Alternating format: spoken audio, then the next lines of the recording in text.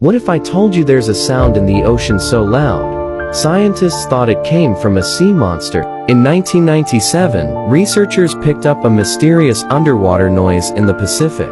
They called it the bloop. It was louder than a blue whale, the largest animal on Earth. At first, nobody knew where it came from. Conspiracy theories exploded. Some said it was a secret submarine. Others believed it was proof of an unknown creature hiding deep in the ocean. Years later, scientists linked it to massive icebergs cracking and shifting. But here's the thing.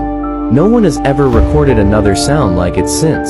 So the question is, what really caused the bloop? Subscribe for more mysteries the world still can't solve.